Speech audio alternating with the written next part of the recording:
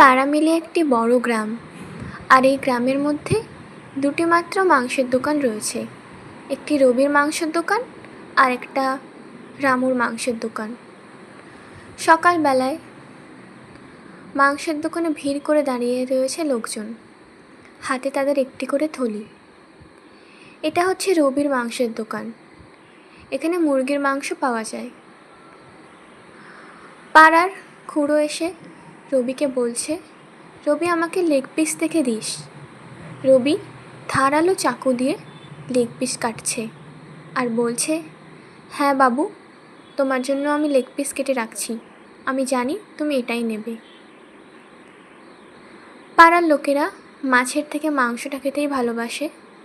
তাদের বাড়ির বাচ্চা, বুড়ো, বয়স্ক সবাই মাছের থেকে মাংসটাই বেশি খেতে ভালোবাসে। তাই সব ঘরেই বেশিরভাগ দিনই মাংস হয়, তাই সবাই মাংসের দোকানে ভিড় লাগায়। রাত্রেবেলায় প্রতাপ খুড়ো তার বাড়িতে ফিরছে, তাস খেলে বন্ধুদের সাথে আড্ডা দিয়ে। তার বয়স হলে কি হবে, এখনও তার হাড্ডা গাড্ডা চেহারা, হয়তো একটু আস্তে আস্তে হাঁটে।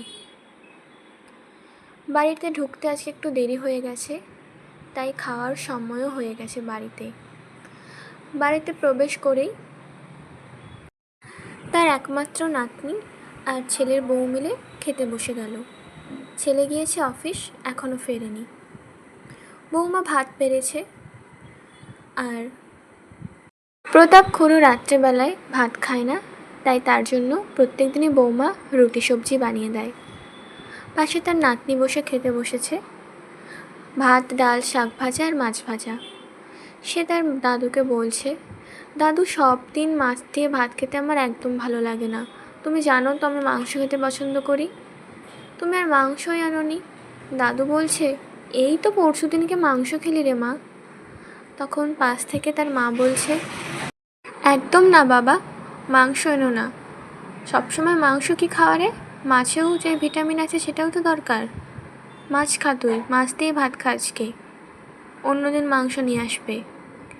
এই নিয়ে তাদের মধ্যে কথা হচ্ছে।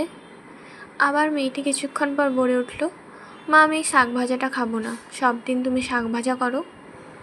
তার মা বলল, এই শাক পাতার মূল্য তুই কি আর বুঝবি? এতে যা ভিটামিন আছে না, খেলে বড় হয়ে বুঝতে পারবি। যেটা দিয়েছি মুখ বুজে খেয়ে নে, আমাকে রাগাস না একদম। পাশ থেকে দাদু বলছে, আহ বৌমা, এত রেগে যাচ্ছ কেন?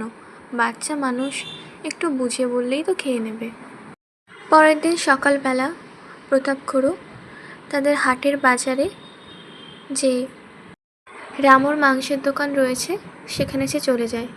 সেখানে একটু বেশি ভিড় হয় সকাল হলেই, কারণ রামু সবসময় টাটকা মাংস খদ্দেরদের দেয়।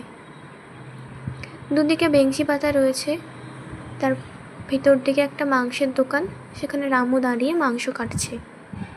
দুদিকের বেঞ্চে লোকজন বসে রয়েছে, সবাই মাংস কিনতে এসেছে।